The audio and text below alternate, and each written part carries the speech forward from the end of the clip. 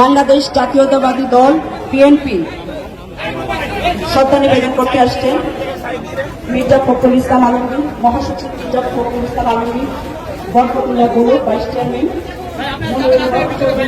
উপদেষ্টা চেয়ারপারসন মোহাম্মদ সালাম, উপদেষ্টা শিমুল বিশ্বাস সহ মুস্তাফিজুর রহমান সহ জাতীয়তাবাদী দল শ্রদ্ধা নিবেদন করছে।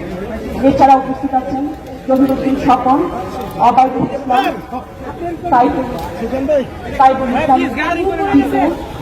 আমিরুজ্জামান সিং, অমর ফারুক, শাহিন, হায়দার আলী লেলি, প্রফেসর লুৎফুর রহমান সহ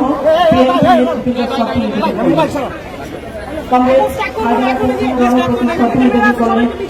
বিএনপি নেতৃবৃন্দ, বিএনপির মহাসচিব মির্জা ফখরুল ইসলাম আলমগীরের নেতৃত্বে বিএনপি নেতৃবৃন্দ, কংগ্রেস হায়দার এই মানুষটি তার সারাটা জীবন আদর্শের প্রতি পুরোপুরিভাবে লয়াল থেকে এবং মানুষের মুক্তির জন্য, সমাজ পরিবর্তনের জন্য, কৃষক শ্রমিক মেহনতি মানুষের মুক্তির জন্য তিনি কাজ করছেন। তার চলে যাওয়া নিঃসন্দেহে বাংলাদেশের রাজনীতিতে, আদর্শবাদী রাজনীতির ক্ষেত্রে একটি বিরাট শূন্যতা সৃষ্টি করে এবং মুক্তিযুদ্ধের একজন অন্যতম সংগঠক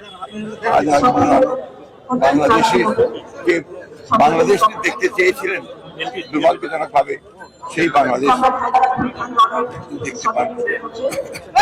আমরা আপনার মাগফিরাত কামনা করছি।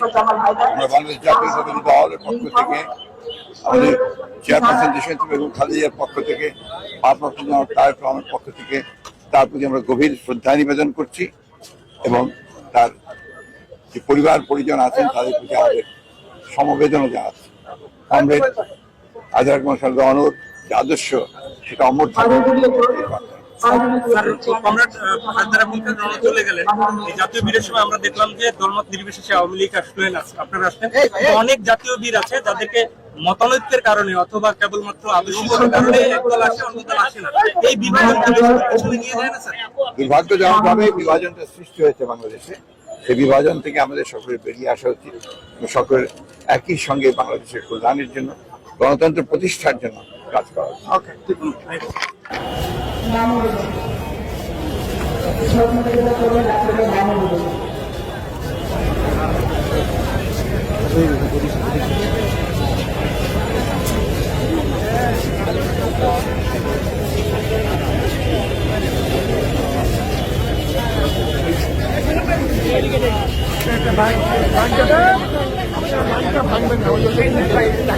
শ্রদ্ধা নিবেদন করতে আসছেন বাংলাদেশ কৃষক সমিতির